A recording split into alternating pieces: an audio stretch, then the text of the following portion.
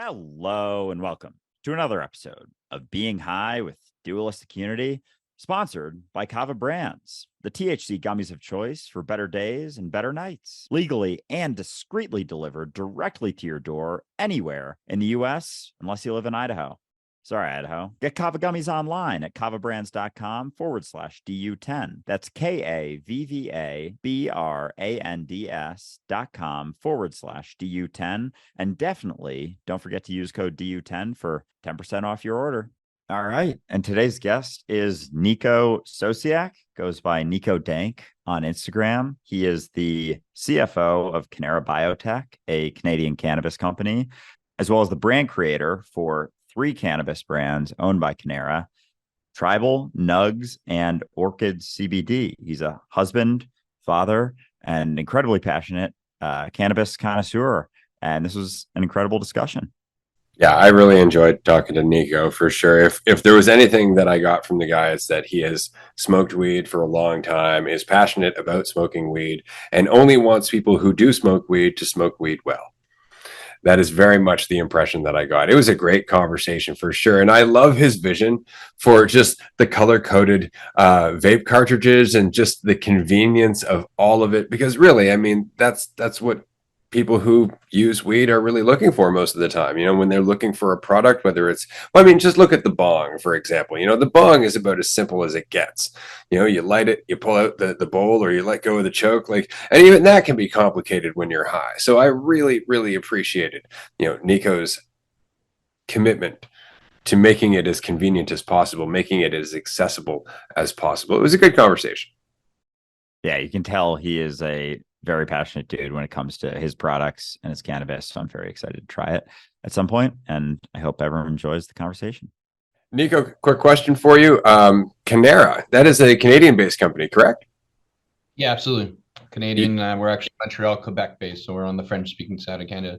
And I was curious as well with Cannara, and I want to get into Cannara for sure, but I know you've been involved in cannabis for a while, just personally, and you have a lot of things now. Your perspective on it sounds like is very much it helps you be more productive and kind of keeps you going. I know you've said that in the past, but I'm curious because you also said that you got into it when you were pretty young. So has that always been the case? Has it always been something that's kind of driven you, given you energy, or when you were younger, did you have a little bit of a different perspective on cannabis? Yeah, no, I've always been a pothead. It's in my blood. I use cannabis. I guess I'm also a nerd at the same time. I like to geek out on a lot of things, and I guess school for me came easy. So like, accounting, mathematics, all that stuff. I love video games as well. Just basically, through having high school friends, I got introduced to weed, and the first time I smoked it, it just, didn't it made me more calm. I have a very active mind, let's call it. So I have ideas that just race all kinds, and I'm just and what I found cannabis did, it just allows me to focus like on one task and just like knock it out of the park. But instead of like smoking all day back then, what I did is I used cannabis as almost like a carrot on the stick. So if I had a big test or something that I had to study for, I would like study for 4 or 5 hours straight, and then know that at the end of that test, that I had a big blunt waiting for me, or whatever, a bowl for waiting for me, right? So I did that pretty much high school, college, work, throughout my career, and then as I got older, then I just started consuming just more, but it never affected the ability to work. It actually just made me focused and learn how to focus on multiple tasks and not get irritated on a task and just knock it out of the park. So and I'm a perfectionist by nature, so finding the best of the best product became almost a passion, and almost a hobby as well. Just like looking for different genetics, smoking different different ways of consuming, how to learn, like when shatter first came, and then butters, and then rosins and resins, and like all this terminology that no one, like, it's clear for maybe the connoisseurs today, but you can imagine 7 years ago, 8 years ago, it was all it was not as clear as it is today. So navigating through all that, I just learned, I learned how to dab myself, and I went from an e-nail to a full now mothership rig. So it's just I love it, and it's been with me. And now I have an opportunity. I'm professionally, by profession, I'm an accountant. So I'm a CPA, but now I found, how to merge my passion and my work career probably in the best, combination ever that I can think of. This is my job. This is my dream job. I'm gonna die here. So yeah, so that's kind of what I'm trying to do, and I got an opportunity now to build brands and build products and really build something in Canada, and internationally, and eventually the US. So I'm excited to have this platform to be able to execute, this dream that I have.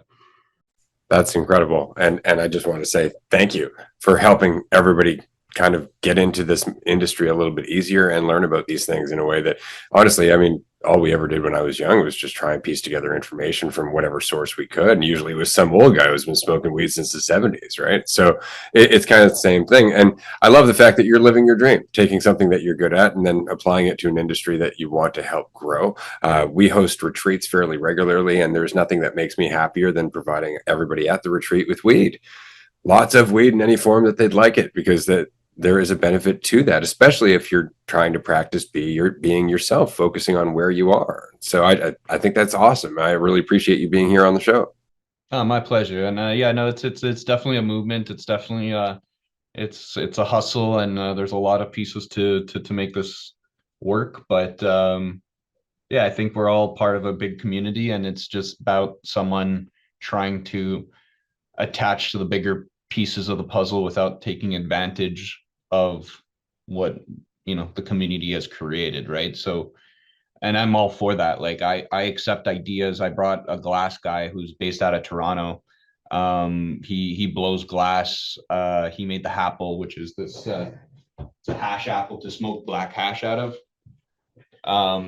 So people are using hot knives and shit like that, and I'm not a black hash smoker. I've never went into it because I went to the rosins and shatters and all that stuff. But like this one, you can roll your snake, you light your snake, and you put it inside here, and this can smoke for about an hour to 2 hours. Just keep smoking at it. And I fell in love, and I saw like, oh shit, that's useful. And I know there's a lot of hash smokers. So it was this guy just blowing them in his basement and or his garage or whatever, and he was selling them around different shops. And I said, just instead of you running around and selling them, just make them. I'll buy them. I'll distribute them. I want them under my Nugs brand. So we created this beautiful, Nugs Happle box that goes with it. And now he makes, I think, like 500 a month in just blowing glass, and I'm selling them all. People want them, and it gave him a vehicle, from going. He was not legacy, but like he was targeting the legacy side or working a smaller business, call it a small business, and I was able to turn it into a larger business, which helps him, helps me, helps the community, helps everyone. And yeah, and we can work on different projects. So I have another guy that gave me this is a cone roller, a 7-shooter cone roller to roll your cones in it, and just R&Ding it to make it better and all that shit. It's just ideas like that I enjoy, and I ask people to bring them for me, and if they work for everyone, make it a win-win situation. I help. I want to respect the community that built all the legacy side, right? A lot of hard work is out there, and now I'm on the legal side. I'm trying to do it better, not better, but legally. And I have this vehicle to do that. And like you said, it's just about putting the pieces together. And I think it's time for the industry to start, the legal side of it to be well represented, and that's what I'm trying to do.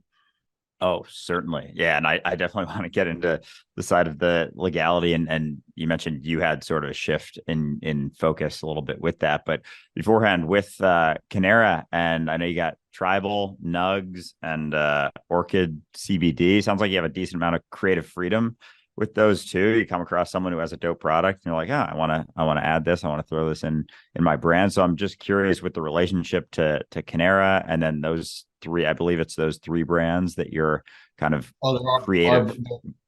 yeah, there are brands. I started the company when we didn't have any brands, as the finance guy or accountant, VP finance, but I worked hand in hand with the marketing guy at that time to build these brands. And now I kind of took over the whole creative marketing side of the company as well, product development, R&D, and all that stuff. So these are my babies. These three are my babies. They're 100% owned by us. We genetic hunt. We own 1.6 million square feet of grow. So we have a lot of flower. We work with exotic genetics out of Washington to hunt genetics. And we have extraction capabilities, we have solventless capabilities, we have pre-roll capabilities, and plus we own the brand, so we're able to create what people want, quality products, and not take advantage in terms of pricing. So really affordable price, really the Coca-Cola model, right? Like I say it all the time, like Coca-Cola did it right because it's very inclusive. Everyone can access it, and you'll see, lower class people drink a Coca-Cola, and you'll see a billionaire drink a Coca-Cola, right? And it's always the go-to if you never want a fancy drink or whatever. It's like you can always rely on the quality and consistency, the flavor, the taste of Coca-Cola, right? And they're the mass. They attract the masses. They don't really niche out a market, right? It's the masses. They're able to do advertising and events that still trigger. Like when I think of Coca-Cola, I don't think of any bad, other than it's bad for you. Like bad marketing or them taking advantage of anyone. It's just been very consistently the message, quality, consistency, flavor. The product speaks for itself, and that's what I'm trying to do in the cannabis sector. That's awesome. So with those three brands, then, do you mind just explain a little bit about the differences between them? Do you try and segment off different, market share to each brand, or you kind of just let the chips fall as they may and do what you want to do from your side with them? Yeah, it wasn't built on market share per se. It's more built on demographics of the cannabis client, cannabis consumer. And it's very high level, just because I think we're all inclusive and somehow related. Is that 20% of the market is cannabis connoisseurs, people that know cannabis, your dealer, your friend that you ask, hey, do you know which genetic you want? The bud tenders that are working behind the counter. And the 80% is, people that just want to get high, right? Want to have a good time, right? Price conscious, right? But people in there will not be price conscious. So it's very just 80%. I just say it's the other people that don't know cannabis or know cannabis at a very low level, right? And the unique thing about cannabis is that it's the 20% that educate the 80%. Not a lot of industries do that. But the people behind the counter is the 20%, right? Your friends, the people that, when you have a drink or you choose a drink, you usually make that decision yourself. For cannabis, you'll ask the bud tender behind the counter. You don't ask the depender, hey, what should I drink? No, it's in cannabis, you ask your friend or the bud tender. So it's the 20% that talks to the 80%. So hopefully then makes a collective of eventually getting that 20% to be all cannabis educators and become 100%. But so the 20% is tribal. Tribal is my really pheno hunting genetic terpene, terpene hunting program. Is where really take advantage of the partnership with exotic genetics. So we basically plant a bunch of beans. I have a pheno hunt of 300 genetics going on right now. And we go through all of them, smoke them, test them. They have to really check off. The first thing is the way they grow, and they have to make commercially viable. But once they go through that, they're commercially viable. They have to have this unique terpene profile, right? What I want is basically a brand that you can go and you say, I want an indica, I want a sativa, I want a hybrid, or if you don't believe in that way, I want to get couch locked, I want to get, very creative, I want to clean my house or whatever, like just the kind of high that you're looking for. once you say, okay, I just want to be smacked in the face, then I say, okay, well, what flavor are you looking for? How do you want to get smacked in the face? Do you want to get smacked with lemons? Do you want to get smacked with gasoline? Do you want to get smacked with guava? Like, what do you want? Once you tell me let's say it's strawberries, then I tell you, well, that's my jigglers. Jigglers is, or that's actually a sativa. So I actually have to find a strawberry indica.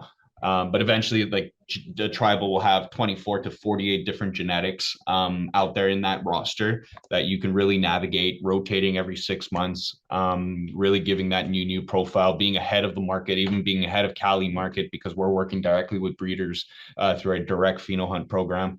And once we find the genetic, then it goes into pre-roll, dried flower, like 3.5, 28 grams. It goes into pre-rolls, and I make the same genetic, which I've never seen in any industry or in the cannabis industry, is the same genetic. I'm able to smoke it in flower pre-roll, but also vape carts and dabbable concentrates, resins, live resin. So if I like the terp profile, I want to get the indica, but I can't smoke in front of my, in my house, I have to vape. Well, at least you could still go through the same profile and get the vape, get the jigglers in a vape cart, right? Or get the drip station, or get the galactic runts, or the Cuban links, or the gelato mint, or any of the genetics that we currently have now. I think I have about 8 genetics. And then Nugs comes in. Nugs is more of the cult, like tribal, very sophisticated, very, products are very well thought out of. You got that format going. Every genetic is color coded, so down to the can, down to the vape tip, everything has that color. If it's red, Power Sherb; if it's purple, it's Galactic Runs, and all that. And then you have Nugs, which is the 80%, and that's the legal.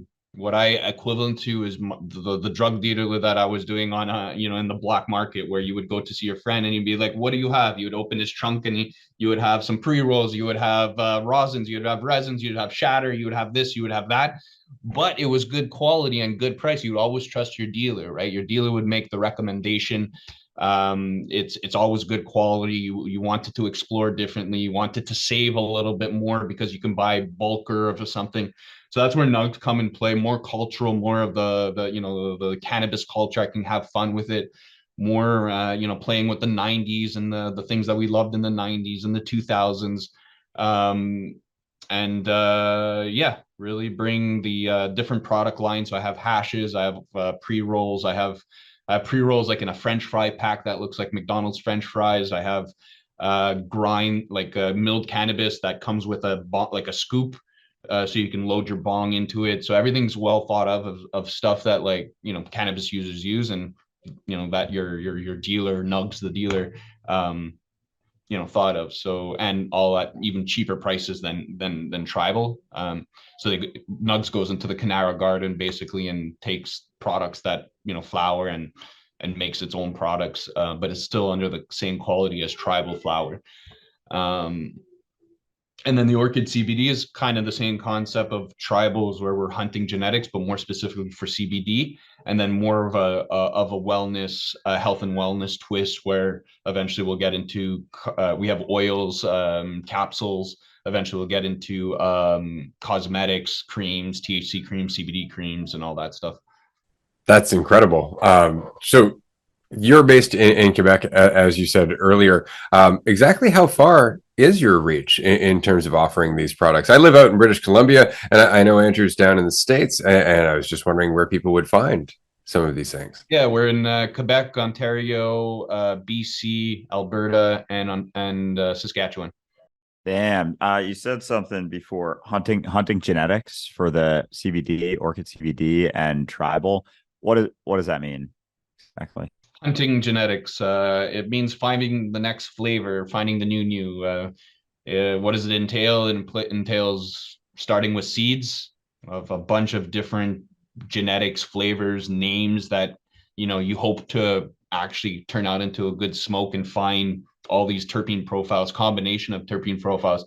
You can imagine how many combinations in cannabis there is. If I started with creativity high, couch lock high, back of the head high, and then you split that into guava and gas, and like you put all these combinations together. There's so many possibilities. So basically what you're doing is you're hunting for those different profiles that you think that the market is going to like. You work with you could do it yourself and buy seeds from other places, or you can do it with a breeder that just solely does that, right? Solely just it works and finds flavors and has been doing it for 10 years. So he has a bank of flavors, and they help you kickstart the program by saying, well, at least you're not starting from completely nothing and random. You're starting from a direction of what flavors you want. And then you plant them. It takes 4 months to plant them. That's just you're planting one seed. So one seed is one genetic. You could have 10 seeds of the same name, but all 10 of them will be different children, different flavors, different. They might not even taste the same. So you have to find that out of 250 seeds, I'll find maybe 50 seeds or 50 plants or 40 plants that I'm like, okay, it passes the first test of it grew well in my environment. It looks well, it smells, it has something unique, it has something. And then from the 50, I THC tested, I terpene tested, that narrows it down to like 40, 30. And then from 30, we have to go smoke them. We look at them, we say, okay, where does it fit? And then from the 30, I might land on 3 that I say are like, okay, wow, this is, other companies would take the 30 and run with it, but from the 30, I want every flavor. You have to blindfold me, you have to smoke it and be like, well, that's my galactic runts, that's my jigglers, that's my this, that's my early lemon berry. So they have to have a character behind them. They have to stand by itself, and that's what creates a product that stands the test of time and you can actually build off. And it's incredible, the variations, right? Like that's the thing is recently I had the pleasure of smoking strawberry amnesia, which was strawberry cough and amnesia haze. But that's not the only plant that came from that mix, right? And so you actually get the choice of going through all the plants that came out of that mix and choose the one that you think has the best impact.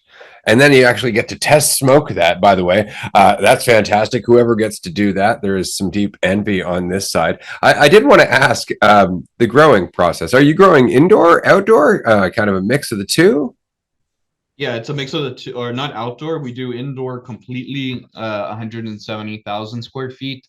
And then we have a greenhouse, a hybrid greenhouse. So it's not a tomato greenhouse. It's they built it in Quebec for $350 million. It's a purpose-built cannabis greenhouse. So every room is zoned out. So I have 24 zones. I can completely shut the top of my greenhouse, so it becomes an indoor. So yeah, we have kind of, I'd say it's indoor pretty much. We supplement with a bit of sun, but 90% of the time we're growing without the sun. Let me take a second to tell you about a brand that is making waves in the cannabis world right now. Batch CBD. Batch is a hemp-based brand that offers premium CBD and THC products that legally ship directly to your doorstep. But here's why they're getting so much attention. From the moment the hemp seeds are planted to the moment the product arrives at your doorstep, Batch keeps full control of the entire supply chain. Go check out Batch at hellobatch.com/DU25 for 25% off your first order. That's hellobatch.com/DU25 for 25% off your first order. Wow. That's incredible. So it sounds like you guys pretty much own almost, are you guys like end-to-end ownership, most of the production and then to shipment to consumer? Totally vertically integrated. Other than the retail chain, we don't play in the retail side yet. Gotcha. Okay. So I wanted to get back to something you mentioned before with you mentioned a shift that you had from, I forget what it was initially, but now you're more focused on the legal side. Is that like a general focus on legality of cannabis across the world, or a focus on Canada? Because I know it's legal in Canada. I'm not super familiar with their rules necessarily, but what's that shift in focus been like for you? I think I would say more so on targeting we still have a legacy market, or people that are still buying on the illegal side. So the transition of the legacy to legal is more so of making sure that we're addressing the consumer needs. It's not like you can't treat a consumer as a brand new consumer. you have to pay, you have to understand that there was a system in place before, and understanding that system in place and trying to not replicate what people liked about it into the legal side, right? And that's what I was talking about, is that that's really the focus of what we're trying to do, from the choosing our genetics, from the culture, from the way we package, from the way we do our marketing, is all taken from how it was previously done on the legacy side. Which is really focusing on the community aspect of it, as you said, leaning on those bud tenders, leaning on the people who know what they're talking about, because that's it. There's a lot of trust in that, which is a lot of what we're doing here on our podcast, is trying to maintain or at least cultivate that mentality of being open, of being the kind of people who are welcoming. It's like, well, this is what I know, let me tell you. Right. So I think that's fantastic. For you, getting into this in the industry itself, not just being a fan or a user, but getting into the industry, what was your experience in getting into the regulation of it, especially as the regulations have changed here in Canada and just the legal side?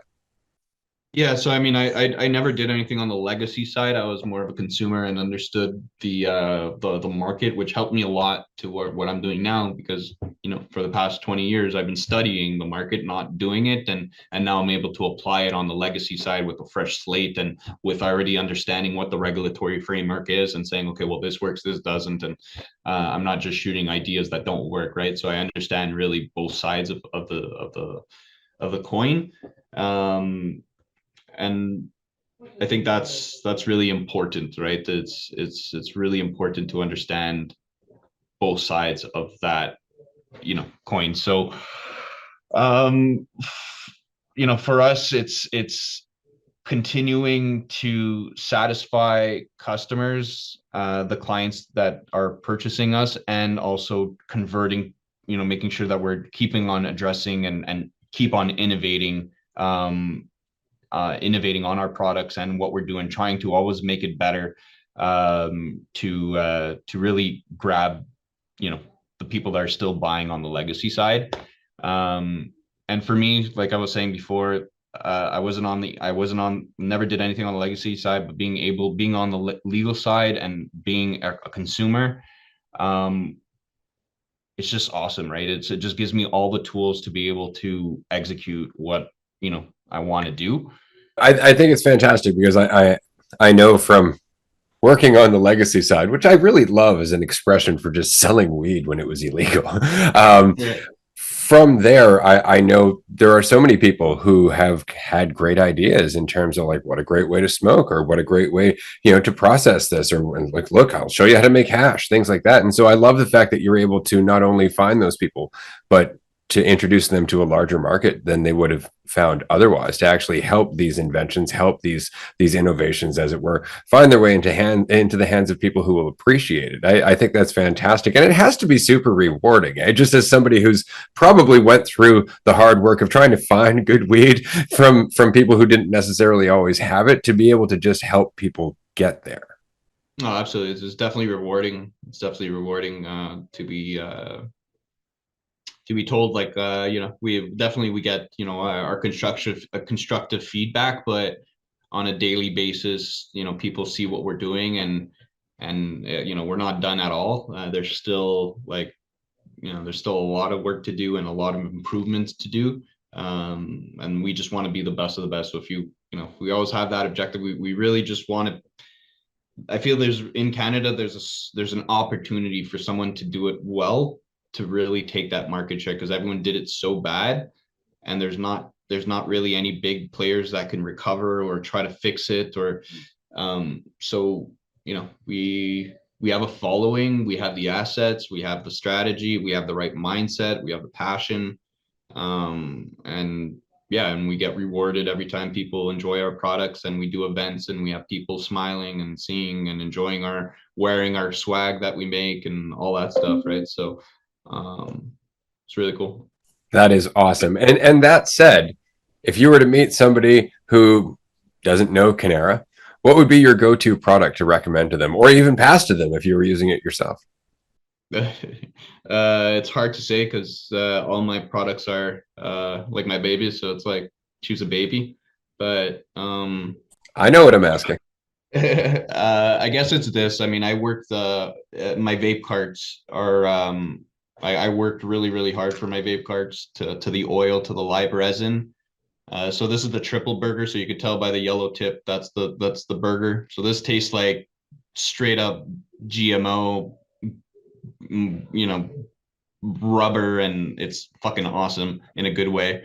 And then my battery that I used to use forever was the Yokan Uni Pro from Yokan, and I did a collab with them. So this is a full metal one. It's the full zinc one. It has our branding here. I always lost these magnetic adapters, so I put three in the box. Uh, so I was like just little things, right?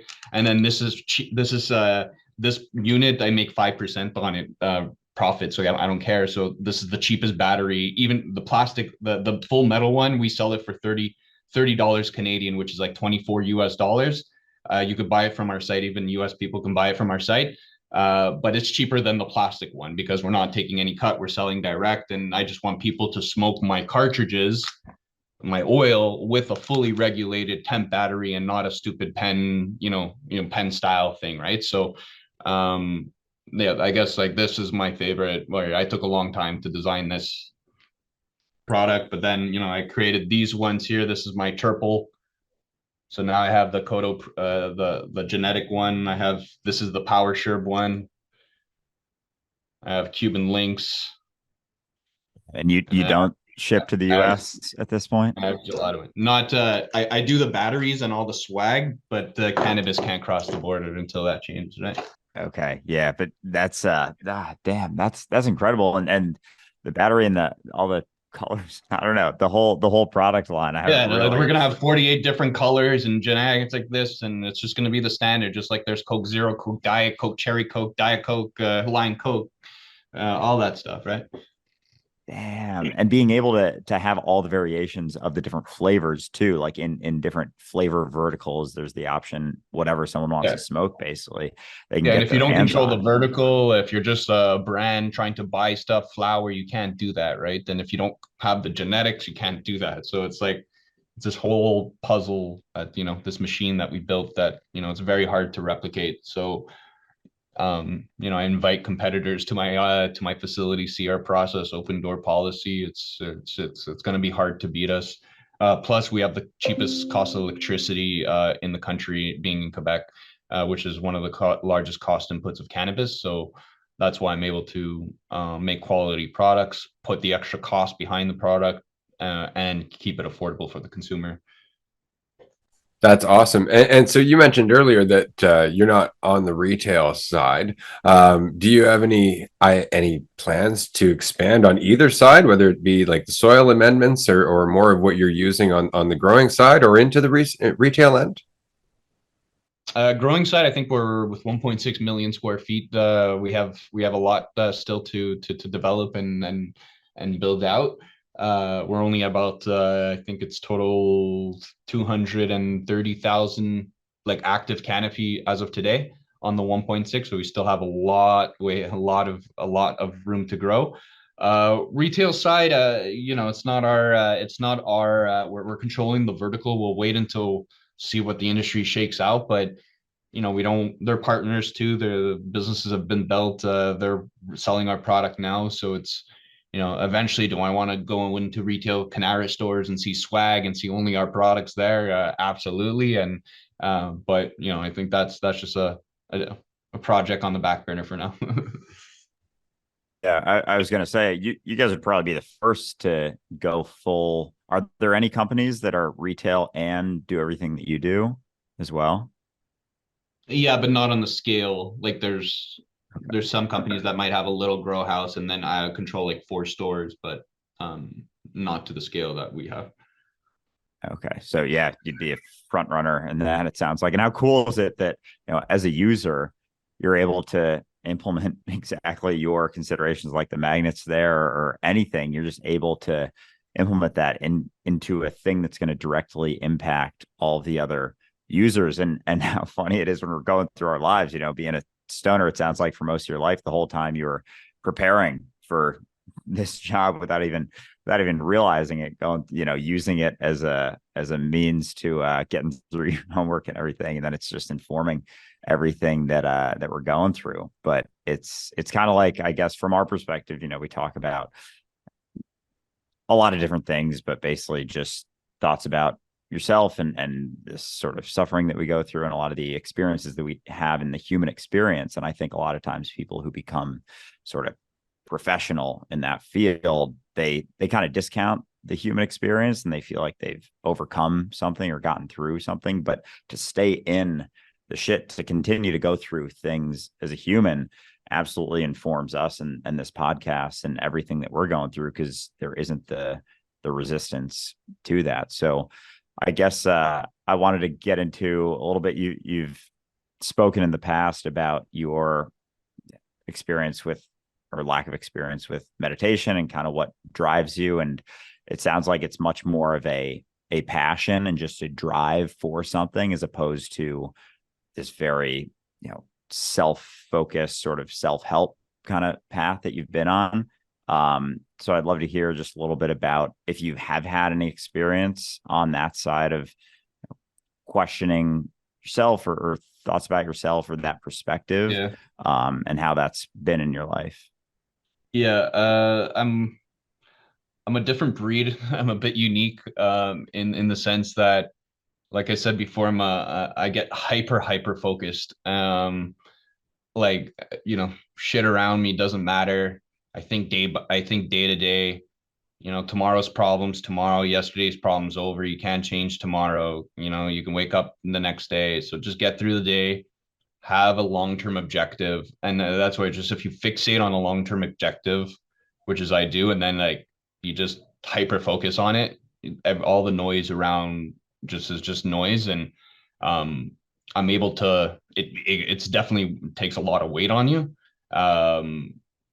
But because I'm passionate and because weed relaxes me at the same time, it kind of just works in this perpetual system that I can just keep doing it. It's been 20 years. I've been just working the same, I did it the same way in school and all my jobs and previous jobs. But this is probably the most time I like really put in, and it's because of the passion as well. When you add a layer of passion, and it just keeps going. So I think, for me, it's just being super hyper focused, not letting the noise around me, using cannabis to, just keep that focus and keep that noise out, and take day by day. And issues by issues come up, I take it by day, but there's one objective, and I won't stop till that, and then I'll set a new one after that. And so on this quest to some large goal or objective, sometimes it can seem like things aren't necessarily going the way that you would plan, and there's some frustration and expectation and all of that. Do you find cannabis helps you pivot better, or helps you regulate that frustration a little bit better as you're moving forward, so that way you can find a way towards that objective, rather than getting, say, frustrated and losing steam? Yeah, but I would say more that I use cannabis as more of a way to focus, to address the frustration, and not let the cannabis affect the decision making or whatever. Like, it doesn't affect the decision making or change the frustration or subdue the frustration or anything like that. It's just like, well, why is this? Understand why is this frustrated? Like, zone in the problem, understand why the frustration's there. What is the problem for that frustration? It's because this way I didn't get this product released. Okay, can I change tomorrow? Yesterday, no, I can't. What can I do tomorrow? The only thing I can do is just resubmit it and accept those losses, or call somebody, or what are my options? I usually go with three. If I do a triangle and I limit down to three things, or three options, and I say I gotta choose. There's no I don't know answer. There's no other options. Just put it down to three options and choose one of those three options. And then you'll still be frustrated, and that's where the weed will be like, okay, well, now the frustration is gone, but I've solved the problem. It's not just like I've masked it, right? I've used weed. Yes, it subdues the frustration, but I've solved the frustration, so it's not there tomorrow. And if it's there tomorrow, then I just got to rinse and repeat the process. Wow, because it really does. It like brings things to the surface. And so if there's things, or even a way of seeing something, brings it to the surface. Something you've been avoiding brings it to the surface. Some experience, even yourself too. Yeah, and it just doesn't work like that for everyone. Like it's been, like I can smoke an indica or sativa and it's the same experience for me. It just helps me focus, but some people will bring it. I think we will bring a lot to the surface for everyone. That's probably a you know a trait that applies to everyone. But then it's how do you manage when you're at those surfaces? How does cannabis affect the way you manage that? And for me, it doesn't affect the way I manage it. I'm able to be me and be able to manage it. So, but again, it's not for everyone and it doesn't affect the way for everyone. I think a big part of that would be just the responsibility that you're reflecting right here. Just the fact that you're like, it does what it does, but that doesn't take away my ability to reason, my ability to choose what I'm going to do with what it's doing. And I think that's a big part because that's something that I've noticed with a lot of users. It's like, no, cannabis makes me anxious. It's like, no, you've just possibly got some anxiety, and cannabis just kind of, makes you a little bit more focused on where you are rather than all the ways you distract yourself from it. So I use cannabis in the same way. I find it great for problem solving, as it were. But that said, all I'm really doing is relaxing. So if I can just relax the rest of the time, then cannabis is just fun. It's kind of an optional thing. Right. Yeah. So I feel like in that sense, and not to say that it is exactly the same for everyone, but to varying degrees, I think there is a similar feeling. And at least in my experience, because both of you sounds like have a decent, and I know Ray smokes a lot and has a great time. I'm very new to cannabis. It's been something that in the past I've avoided. I've had awful experiences just because there was so much in there, like so much I was pushing down, so much I was suppressing, avoiding. And so I've been doing it more, and it's been bringing so many more things to the surface that I didn't even, almost wasn't even able to see when I was sober, when I wasn't as high, as relaxed, basically. And so it's been very interesting because for years I was like, oh yeah, I don't smoke because it makes me anxious, makes me paranoid, makes me feel all these things. Like I still kind of feel a lot of these things to some degree when it comes up, but I kind of know what's behind it. I know, like, oh, this is something that's in there. So every time I smoke, it's, if there is something coming up, certain feelings, it allows me to kind of shift my perspective on it, or let go of my idea that there's something wrong with feeling it or acting in a certain way. And I do think it brings you closer to yourself. And so if you're not being yourself as much, or if you're suppressing parts of yourself, it's going to show you those. And if you think there's something wrong with that, like, you kind of avoid that. At least that's been my experience as someone who's working through I don't know, the shift of being someone who gets really uncomfortable on weed to someone who appreciates it more. But it's been a very, very interesting process. So it sounds like, if you're yourself for the most part, then weed is actually quite an enjoyable experience for the most part. Yeah, absolutely agreed with that statement for sure. So before we part ways here, because again, I smoke a lot of weed. Tribal and Nugs. I would find that here in British Columbia, you mentioned, yeah? Yeah.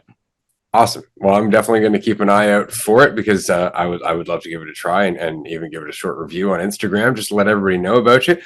This has been a hell of a conversation, Niko. I really appreciate you being here. One thing I usually ask people is if there's anything about smoking cannabis that you would recommend to people. Like if you were to meet somebody who's like, I've never tried, this is something that I'm curious about, but I'm not sure if I'm going to panic or anything like that. What would be a bit of advice that you would give them? Good question. I mean, definitely for any novice smoker, anyone introducing into the realm of cannabis, you want to go easy, nice and slow. So I'd take them down that same tree. I'd say, like, how do you want to feel? You want to feel, is it because you want to go to sleep? Like what brought you to that reason of using cannabis? You want to go to sleep, you want to feel more creative, you want to, what do you want to do? I want to be more creative for my art project. Okay, fine. What's your favorite fruit? What's your favorite, what kind of palette do you like? Oh, I like lemons, I like citrus. And then this case here, I would have even types of hide. I have a very strong creative sativa that makes you, antsy and jiggle and all that. And then I have one that has less THC, right? And I would recommend that one, right?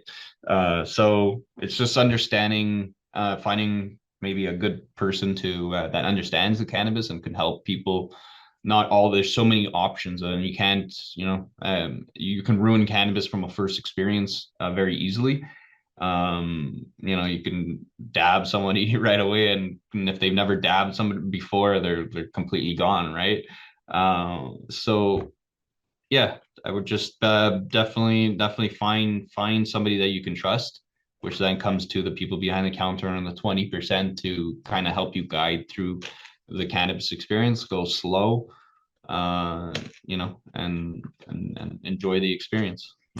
As a user and somebody who's had this conversation many times, I appreciate the empathy and the nuance of your answer there, because there really is a varied experience, and there are a lot of people coming from a lot of different places looking for a lot of different things. And so I can recognize the amount of experience behind your answer, and I appreciate that. You said that you do provide dry flower. For somebody like myself, I enjoy a soaring cerebral high, uncomfortably cerebral if I can get there. Do you have anything you'd recommend for me in terms of your strains?